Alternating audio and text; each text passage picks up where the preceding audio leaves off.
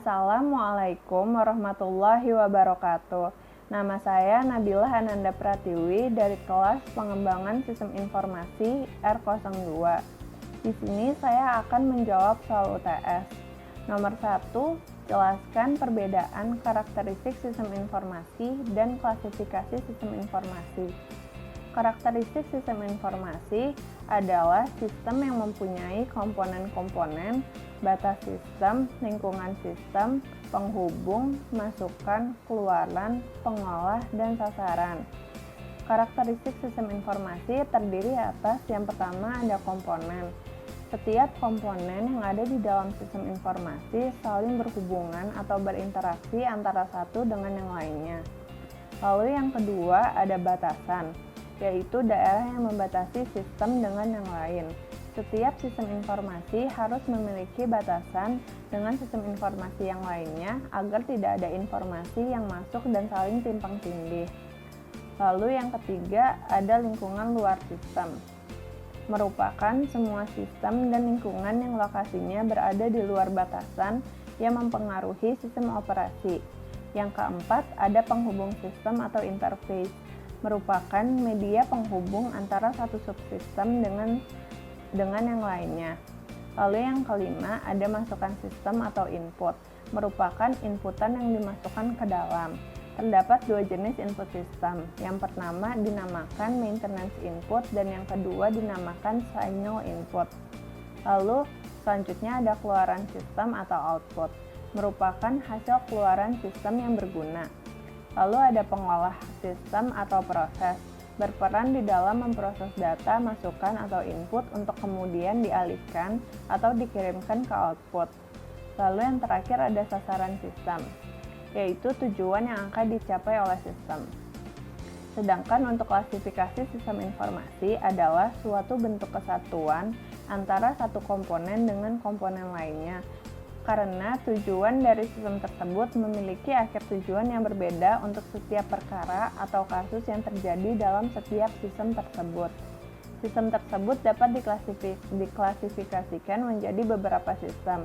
Di antaranya yaitu yang pertama ada sistem abstrak dan sistem fisik. Sistem abstrak merupakan sistem yang berupa suatu konsep atau gagasan yang bersifat non-fisik atau tidak terlihat secara fisik. Misalnya teologi, yaitu suatu ilmu tentang ketuhanan. Sedangkan sistem fisik merupakan sistem yang terlihat secara fisik, misalnya sistem komputer dan sistem produksi. Lalu yang kedua, ada sistem alamiah dan sistem buatan. Sistem alamiah merupakan sistem yang terjadi karena proses-proses alam tanpa adanya campur tangan manusia. Contohnya, rotasi perputaran bumi. Lalu sistem buatan merupakan sistem yang proses terjadinya melibatkan campur tangan manusia dan juga melibatkan mesin, sehingga seringkali disebut human machine system. Contohnya sistem komputer. Lalu yang ketiga ada sistem deterministik dan sistem probabilistik. Sistem deterministik merupakan suatu sistem yang beroperasi dengan cara yang dapat diperkirakan secara tepat dan dapat mengetahui interaksi yang terjadi pada setiap bagian-bagiannya. Contohnya sistem komputer. Lalu sistem probabilistik merupakan suatu sistem yang tidak dapat diperkirakan hasil akhirnya secara tepat karena memiliki unsur probabilitas. Contohnya sistem persediaan barang. Lalu yang keempat ada sistem terbuka dan sistem tertutup. Sistem terbuka merupakan sistem yang berhubungan dan mendapatkan pengaruh dari lingkungan luar untuk mendapatkan inputan dan melakukan proses sehingga menghasilkan keluaran. Contohnya adalah sistem keorganisasian. Lalu sistem tertutup merupakan kebalikan dari sistem terbuka, yaitu sistem yang tidak berhubungan dan tidak mendapatkan pengaruh dari lingkungan luar, sehingga sistem ini tidak melakukan pertukaran materi, energi, maupun informasi. Lalu ada sistem sederhana dan sistem kompleks. Dilihat dari tingkat kerumitannya, sistem juga dapat dibagi menjadi sistem sederhana dan sistem kompleks. Nomor 2, siapa saja yang termasuk tim pengembang, apa saja tugasnya? Tim pengembang dibentuk untuk mengembangkan sistem informasi yang terdiri dari yang pertama ada project manager. yaitu seseorang yang bertindak sebagai pimpinan dalam suatu proyek. Project manager yang bertanggung jawab atas sistem yang sedang dikembangkan. Tugasnya yaitu menyusun rencana kerja tim, mengevaluasi kinerja tim dan setiap anggota tim. Lalu yang kedua ada business analyst, yaitu seseorang yang ahli dalam domain bisnis organisasi, bisa dari dalam ataupun dari luar organisasi, memiliki tugas untuk melakukan analisa perilaku konsumen dan data pasar, dan juga membantu project manager serta tenaga ahli lain dalam merancang desain aplikasi yang efektif dan efisien. Lalu yang ketiga ada sistem analis, merupakan perencana program yang akan dibuat oleh programmer, bertugas untuk menganalisis sistem, termasuk permasalahan yang terjadi beserta pemecahannya dan kebutuhan pengguna. Seorang sistem analis harus ahli tidak hanya tentang teknologi komputer, tetapi juga tentang bisnis. Lalu yang keempat ada programmer, yaitu seseorang yang mempunyai pengetahuan dan keahlian di dalam membuat dan menyempurnakan suatu program. Tugasnya membuat suatu program berdasarkan rancang bangun yang telah dibuat oleh sistem analis.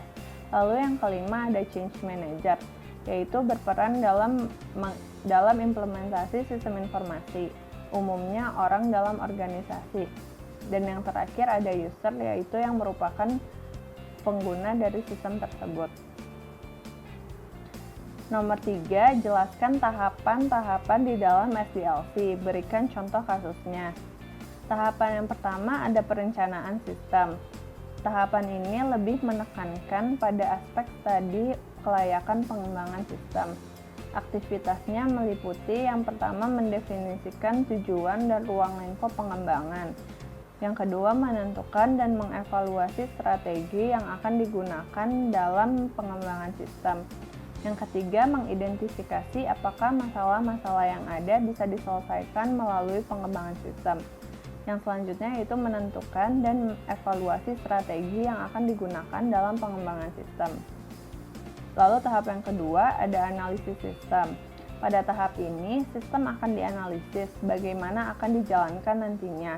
Hasil analisis berupa kelebihan dan kekurangan sistem, fungsi sistem, hingga pembaharuan yang dapat diterapkan. Analisa sistem adalah tahap di mana dilakukan beberapa aktivitas berikut ini. Yang pertama, melakukan studi literatur untuk menemukan suatu kasus yang bisa ditangani oleh sistem. Yang kedua, brainstorming dalam tim pengembang mengenai kasus mana yang paling tepat dimodalkan dengan sistem. Yang ketiga, mengklasifikasikan masalah, peluang, dan solusi yang mungkin diterapkan untuk kasus tersebut. Dan yang terakhir, analisa kebutuhan pada sistem dan membuat batasan sistem. Lalu tahap ketiga yaitu perancangan sistem. Pada tahap ini, fitur dan operasi-operasi pada sistem dideskripsikan secara detail. Aktivitasnya meliputi yang pertama menganalisa interaksi objek dan fungsi pada sistem.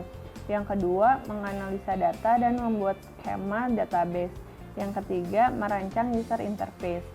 Lalu tahap keempat ada pengujian sistem. Sesudah sistem selesai dikembangkan, sistem harus melalui pengujian sebelum digunakan atau dikomersialisasikan. Tahap pengujian sistem harus dijalankan untuk mencoba apakah sistem yang dikembangkan dapat bekerja secara optimal atau tidak. Pada tahap ini, ada beberapa hal yang harus diperhatikan, seperti kemudahan penggunaan sampai pencapaian tujuan dari sistem yang sudah disusun sejak perancangan sistem dilakukan. Jika ada kesalahan, tahap pertama hingga keempat harus diperbarui, diulangi, ataupun dirombak total. Tahapan selanjutnya yaitu implementasi sistem, yaitu mengimplementasikan rancangan dari tahap-tahap sebelumnya dan melakukan uji coba. Di tahap ini, sistem sudah dibuat, diuji coba, dan dipastikan dapat bekerja optimal. Untuk implementasi, langkah yang harus dilakukan adalah yang pertama, melakukan survei dan penilaian terhadap kelayakan sistem yang sudah dikembangkan. Yang kedua, menganalisis dan mempelajari sistem yang sudah ada dan sedang berjalan. Yang ketiga, melakukan pemecahan masalah dalam pengembangan sistem. Lalu yang keempat, menentukan penggunaan hardware dan software yang tepat. Yang kelima, merancang dan mengembangkan sistem baru. Yang keenam, memelihara dan meningkatkan sistem yang baru jika diperlukan. Lalu tahapan terakhir yaitu pemeliharaan sistem. Dilakukan oleh admin yang ditunjuk untuk menjaga sistem tetap mampu beroperasi secara benar melalui kemampuan sistem dalam mengadaptasikan diri sesuai dengan kebutuhan. Untuk contoh kasus, saya memilih teknik SDLC prototyping. Dalam pelaksanaan sistem akademik di sekitar sekolah SMP di Jakarta, banyak yang belum optimal. Hal ini dikarenakan sistem yang digunakan masih manual. Dengan sistem yang manual tersebut, banyak terjadi berbagai permasalahan, terutama dalam proses pendaftaran, pembagian ruang kelas, pembagian wali kelas, serta proses penilaian dalam mengenai perkembangan siswa kepada orang tua. Untuk masalah seperti ini, sangat diperlukan suatu sistem informasi yang mampu mendukung pengambilan keputusan untuk memperoleh informasi kegiatan akademik. Pembuatan sistem informasi akademik sekolah menggunakan pendekatan yang terstruktur.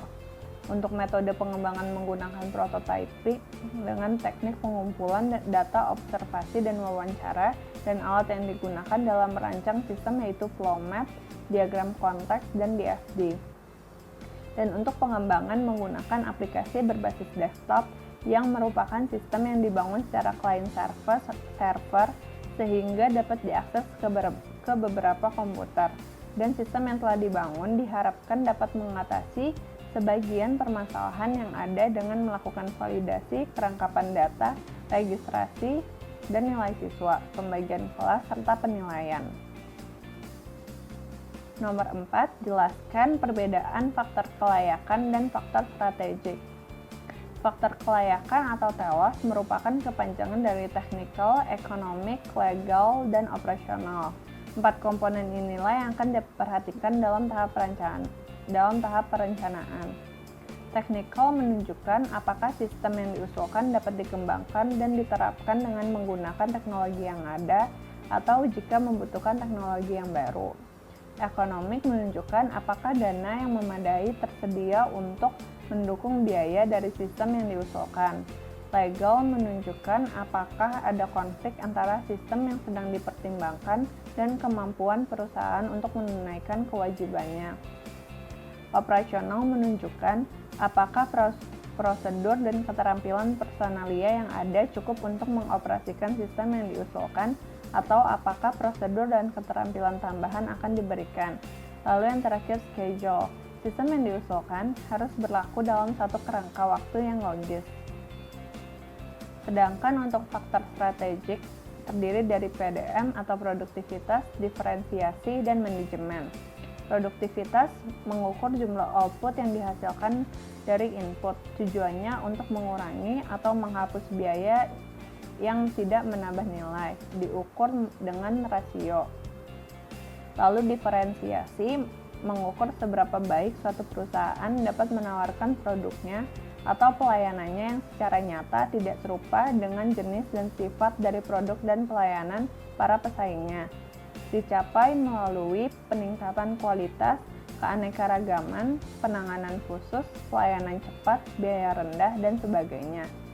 Lalu yang terakhir, manajemen, yaitu menunjukkan seberapa baik sistem informasi menyediakan informasi untuk membantu para manajer dalam perencanaan, pengendalian, dan pengambilan keputusan. Nomor 5, jelaskan tahapan analisis sistem. Yang pertama, mengidentifikasi masalah. Identifikasi masalah merupakan langkah awal dari analisis sistem. Dalam tahap ini didefinisikan masalah yang harus dipecahkan dengan munculnya pertanyaan yang ingin dipecahkan. Lalu tahapan yang kedua, memahami kerja sistem yang ada.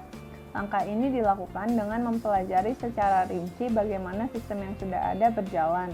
Untuk mempelajari operasi dari sistem ini diperlukan data yang dapat diperoleh dengan melakukan penelitian terhadap sistem. Lalu yang ketiga, ada menganalisis sistem.